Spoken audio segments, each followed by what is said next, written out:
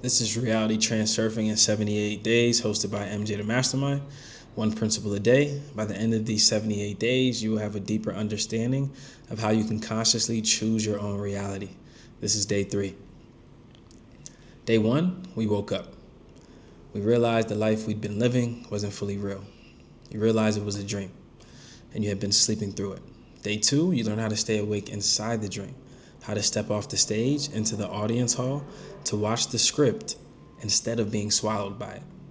You became the observer. But here's what we didn't talk about yet. If your life is a dream, whose dream is it? See, most men walk through this earth, that are walking through this earth right now, have accepted a version of themselves that was handed to them by school, by institutions, by systems that needed them small, manageable, and uncertain enough to stay in line. They were taught to want things quietly, to pray for things, hope for things, apply for things, act nicely for things, never to just take. And somewhere in all of that conditioning, they forgot something. Something that was true before any of those systems existed, before the first teacher told you what you weren't capable of, before the first institution told you to wait your turn, before you learned to doubt yourself, before anyone else even had the chance to. You came into this world with something inside you, a particle, a fragment of the same intelligence that created everything you can see, hear, and touch. Not a copy of it, not a symbol of it, the actual substance of it living inside of you right now. That is what today's principle is about. And what Zealand says is going to feel either like the most obvious thing you've ever heard, or like someone just handed you back something that was stolen from you a long time ago. Now, let's get to the actual principle. I'm going to be reading, obviously, from Reality Transurfing in 78 Days. Principle 3 is titled Child of God. The principle says, there is a small particle of God in every one of us. You are a child of God, and your life is God's dream. By shaping your own reality with the power of intention, you fulfill God's will. Your intention is God's intention. As this is the case, how can you doubt that your intention will be realized? All it takes is to claim the right. When you ask God for something, it is just the same as if God had asked something of himself. Can God really ask something of his or herself? Is there any one person alive from whom God would ask for something for himself or herself? God just takes what he/she wants. Do not ask, demand, or strive. Shape your own reality by way of conscious intention. And the interpretation part of this says, the world is a theater of dreams in which God is simultaneously a member of the audience, an actor, a scriptwriter, and a producer. As a member of the audience, God observes the play that is unfolding on the stage of the world. As an actor, God feels and experiences everything in the same way as the character whose role it's playing. God creates and controls reality through the intention of all living beings. God placed a part of his will together with the soul in every living being and then sent them out into the dream, into life. God gave every living soul the freedom and power to create their own reality by the measure of their awareness. Practically, all living beings admit to use the power of intention consciously and with clear purpose. In a state of non-lucid dreaming, it is as if they are vaguely aware of wanting something without really knowing what exactly. Their intentions are therefore blurred, vague, and mostly unconscious. In this respect, man has developed little more than animals. The pendulums have not only succeeded in taking away people's awareness of their own abilities, they have perverted the very meaning of life, replacing the notion of being used of God with worship, whereas in fact the true goal of life and the idea of service of God consists in co-creation, creation together with God. So let's break this down a little bit. Vadim goes on to say there's a particle of God in every one of us. And, a great metaphor of this is, think of it like a drop from the ocean. A drop from the ocean has all the properties of the ocean: the salt, the contents of the water, the chemical composition overall. But the drop is not the ocean, but it is made of the same substance. And that's us. A lot of times we think that we're separate from God, but God is a part of us. And I think one thing that makes people subconsciously think like that, in the sense that God is separate, God is external to us, is like the personification of God.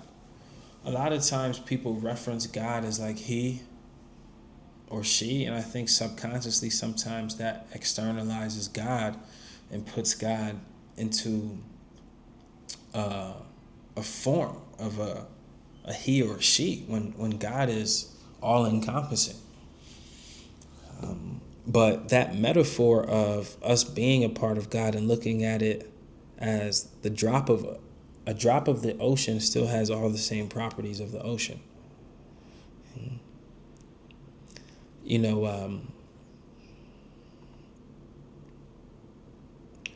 also goes on to say, by shaping your own reality with the power of intention, you fulfill God's will. Your intention is God's intention. And I love that line because, one of my favorite quotes coined by me is, you either react to life or you create your life. And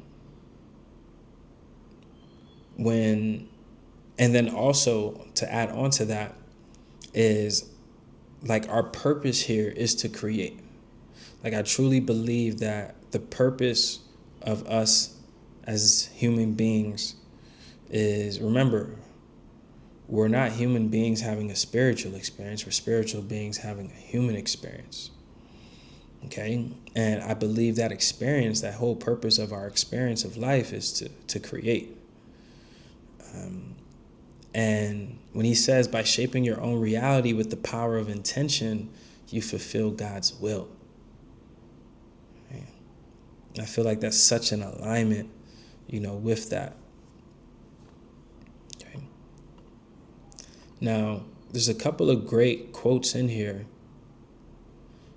God placed a part of his will together with the soul in every living being and then sent them out into the dream, into life. Right? And that kind of reaffirms the concept of us being spiritual beings having a human experience. Now, here's the thing, though, when it comes to the dream. It says, practically all living beings omit to use the power of intention consciously and with clear purpose in a state of non-lucid dreaming. It is as if they are vaguely aware of wanting something without really knowing what exactly. Their intentions are therefore blurred, vague, and mostly unconscious. Again, you either react to life or you create your life. And this is why awareness and intention is so important. Because what Vadim is saying here is that a lot of people just really get caught up with their own three-dimensional reality and what they can see in physical reality. But when you're able to utilize your awareness and your intention, now you're able to start to create your life on a different dimension. Because when you start utilizing awareness, intention, frequency, how you feel, and vibration, those are things that we can't see. And these are things that are operating on a higher dimension to then influence our three-dimensional reality. Okay? But the problem is, a lot of people get caught up in the day-to-day of life, in the three-dimensional reality, that they can't step out of that for a few moments and be intentional. and be aware to be able to start to influence reality.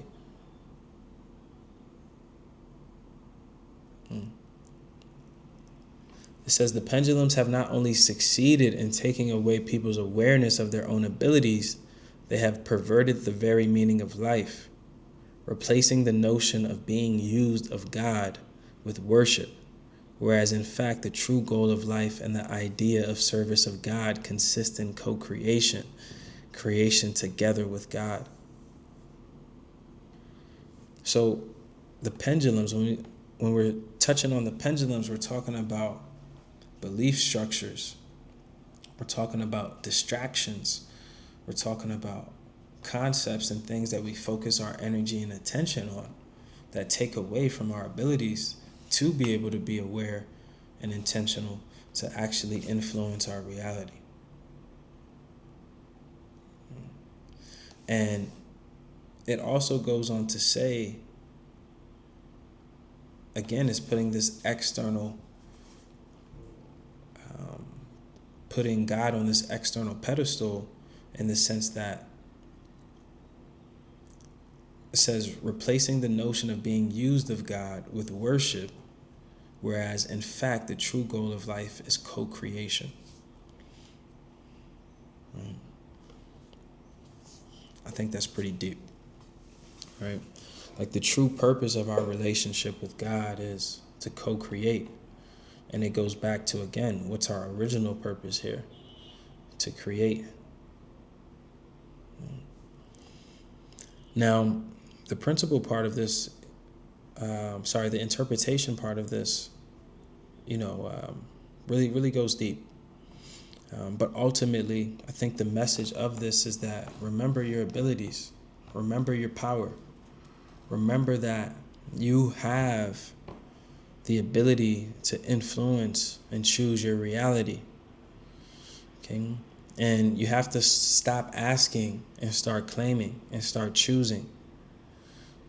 Okay? And this is why, Vadim says, can God really ask something of himself?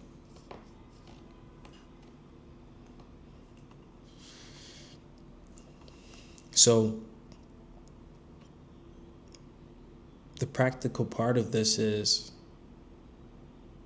choose your reality, be intentional, be aware. And I know sometimes it can be challenging when you're going through your day-to-day of life. There's so many things that, we're responsible for, we have to be, we think about, and we're just moving. But that's why it's important to be intentional. Like, put it on your calendar. Put that meditation time on your calendar. Put that reflection time on your calendar. Put that journal time on your calendar so that you can be intentional, with this. Because, again, if you don't choose your reality, if you don't create your reality, you just react to your reality and you become a victim of reality. Okay?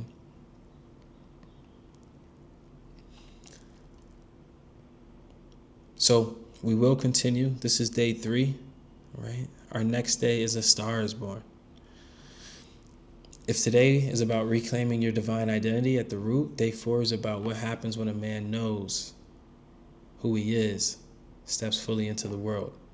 Tomorrow we talk about the star, okay? Peace, love, and abundance, everybody. Thanks for tapping in. If you're enjoying the series, shoot me over a like. Thank you. Peace.